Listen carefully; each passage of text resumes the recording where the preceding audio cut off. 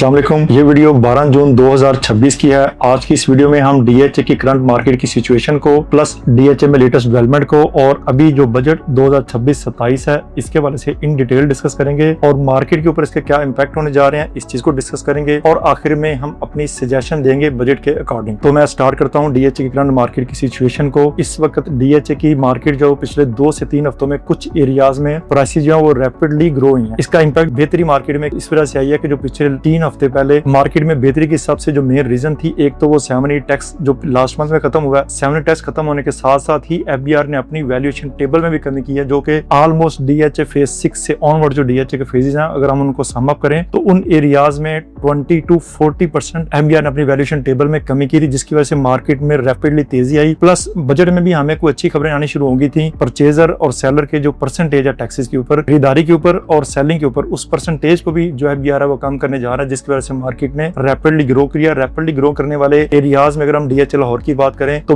DHA phase 6, phase 7 और phase 8 में जो 1 मिलियन से लेकर 4 मिलियन तक ऐड हुआ है according location in last 3 weeks में। इसके बाद अगर 9 प्रिज्म की बात करें तो ऑलमोस्ट 2 मिलियन से 5 मिलियन तक ऐड हुआ है डीएचए फेज 9 प्रिज्म की मार्केट में। फेज 10 फाइलों की बात करें तो फाइलों भी पिछले 3-4 साल में जो बिल्कुल अपने बॉटम पे चली गई थी उनमें भी रैपिडली इंक्रीज हुआ है और वो परसेंटेज ऑलमोस्ट तकरीबन 10 to 40% तक उसकी जो इंक्रीमेंट है। अगर हम उनको फाइलों के प्राइसेस को सम अप करें तो उसमें भी ऑलमोस्ट 1 मिलियन से 4 मिलियन तक रेट जो है वो इंक्रीज हुए हैं। अब हम बात करते हैं डीएचए में लेटेस्ट डेवलपमेंट की। तो फेज 9 प्रिज्म के 3 ब्लॉक को मजीद डीएचए लाहौर में पोजेशन दिया है, जे, एल और एम ब्लॉक को पोजेशन दिया है। अब तक डीएचए फेज 9 प्रिज्म में ऑलमोस्ट 80% एरिया पे पोजेशन आ चुका हुआ है। यही वजह है इसकी प्राइसेस बढ़ने की। मैंने इससे पहले जो अपनी वीडियो में बार बार कहा था कि डीएचए लाहौर में अगर सेफ इन्वेस्टमेंट है तो वो फेज 9 प्रिज्म की है। जब पोजेशन आ जाता है तो पोजेशन आने के बाद जो रेट है वो रुक जाते हैं। किसी एरिया में पोजेशन आ जाए तो पोजेशन आने के बाद रेट नीचे जो जाने का चांस है वो किसी हद तक खत्म हो जाता है, क्योंकि वहां पे एंड यूजर आना शुरू होता है, घर बना के रहने वाला। एंड यूजर के अलावा वहां पे इन्वेस्टर भी आता है, प्लस बिल्डर की इन्वॉल्वमेंट भी ऐसे ज्यादा शुरू हो जाती है जो घर बना के देखते हैं। इन 3 पार्टों की नॉर्मली अगर हम प्रॉपर्टी मार्केट को सम अप करें तो 3 चीजों की इन्वॉल्वमेंट होती है। एक एंड यूजर की घर बना के रहने वाले की, एक इन्वेस्टर की और एक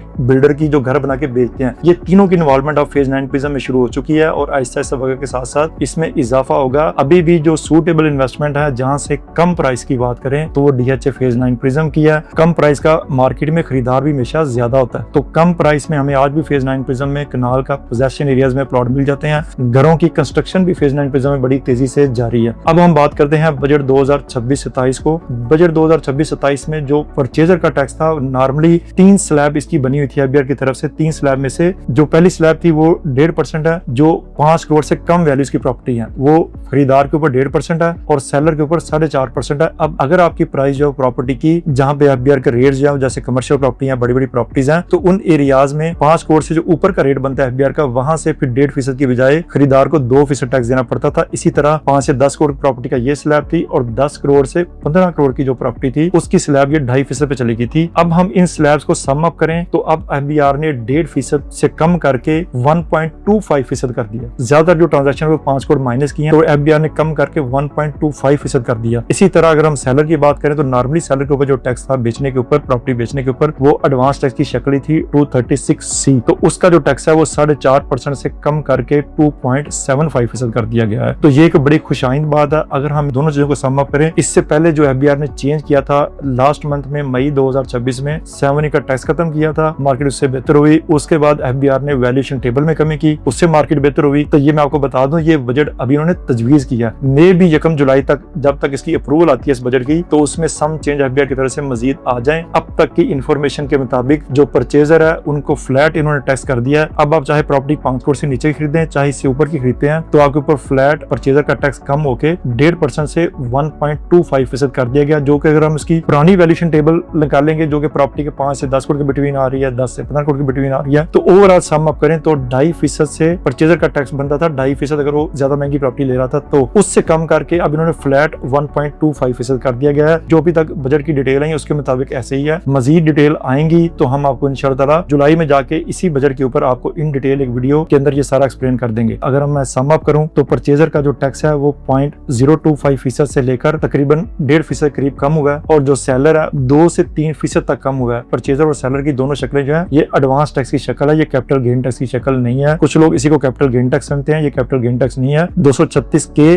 परचेजर का टैक्स है, एडवांस टैक्स, और 236C ये भी एडवांस टैक्स है। प्रॉपर्टी को सेल करने के जो ओवरसीज है वो इस टैक्स को क्लेम भी कर सकते हैं, क्योंकि उनकी जो इनकम है वो पाकिस्तान में नहीं है। इसके अलावा प्रॉपर्टी के वाले से अगर हम बात करें तो ओवरसीज के लिए बड़ी खुशखबरी की बात है कि जो गवर्नमेंट ने उनको कहा था कि आप अपने असासे जो है वो बाहर की जो प्रॉपर्टीज आपने ली है पाकिस्तान से बाहर की, उनको भी डिक्लेयर करें, और उसके ऊपर भी कैपिटल गेन टैक्स था, जो कि इस बजट में उन्होंने इसको खत्म कर दिया गया। तो ये ओवरसीज के लिए बड़ी खुशाइन बात है। वो अपने जो प्रॉपर्टीज हैं उनकी पाकिस्तान से बाहर वो अपने एसेट शो करते हैं, साल 2 साल बाद, कुछ अरसे बाद वो उस पर कैपिटल गेन हासिल करते हैं, तो उसके ऊपर कोई टैक्स नहीं है। अब हम आपको अपनी सजेशन दें कि इसमें किन एरियाज में इन्वेस्टमेंट करनी चाहिए, मार्केट में किन एरियाज में इन्वेस्टमेंट नहीं करनी चाहिए। अगर हम बात करें DHA, मैं लाहौर की बात करूं तो DHA फेज 1 to 5 के जो एरियाज हैं उनसे मैं पहले भी कई वीडियो इसके ऊपर बना चुका हूं कि उनमें गेन आने की जो शरह है, अगर बाकी एरियाज में गेन ज्यादा आएगा तो इन एरियाज में गेन कम आएगा। ये ऑलमोस्ट अपनी मेच्योरिटी के लेवल पे पहुंच चुके हुए हैं। लेट्स सपोज अगर आप फेज 9 प्रिज्म की मिसाल ले लें तो उसमें अगर मार्केट जब बेहतर होती है तो उसमें अगर 10% से 25% इंक्रीज आता है, तो जो फेज 1 to 5 की प्रॉपर्टीज है उसमें जो गेन की शरह वो इससे काफी कम रहेगी। वो ऑलमोस्ट आप 5% तक इसको कह सकते हैं। वक्त गुजरने के साथ आपका जो मनी है वो डिवैल्यू हो रही है फेज 1 to 5 के लोगों के लिए जिन्होंने वहां पे इन्वेस्टमेंट की है। आप अपने इन्वेस्टमेंट को वहां से शफल करके न्यूली डेवलप एरिया में लेके जा सकते हैं। उनमें फेज 6 से ऑनवर्ड फेज 10 तक की हम बात कर सकते हैं। इन्वेस्टमेंट के 2 तरीके हैं। एक तो हम कह सकते हैं कि बिल्कुल सेफ इन्वेस्टमेंट, वो फेज 6 से लेकर और फेज 9 तक इन्वेस्टमेंट जो है वो बिल्कुल सेफ इन्वेस्टमेंट है। पोजेशन एरियाज हैं, वगैरह के साथ साथ घर बनते जा रहे हैं, साथ साथ डेवलपमेंट भी होती जा रही है, जिसमें पार्क, मस्जिद और नई शॉपिंग मॉल्स वगैरह इस तरह की डेवलपमेंट की वजह से, अमेनिटीज की वजह से फेज 6 to फेज 9 के एरियाज की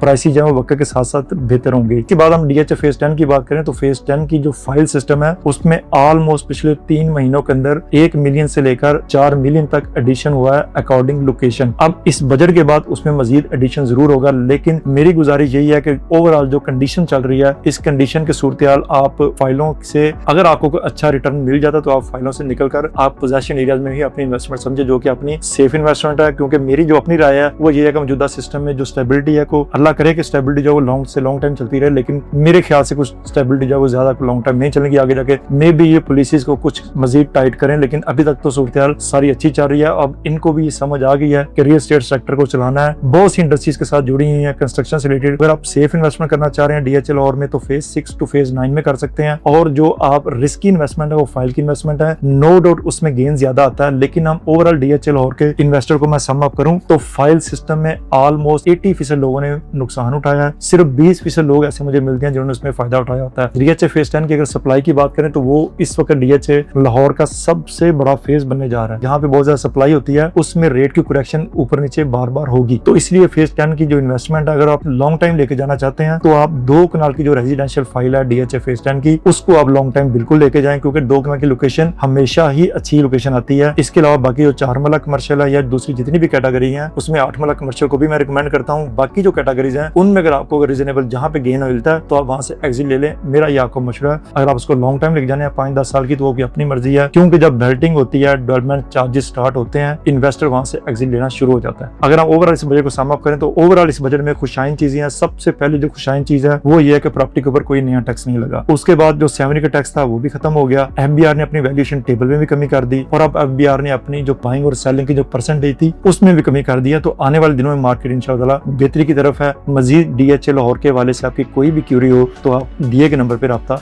कर सकते हैं।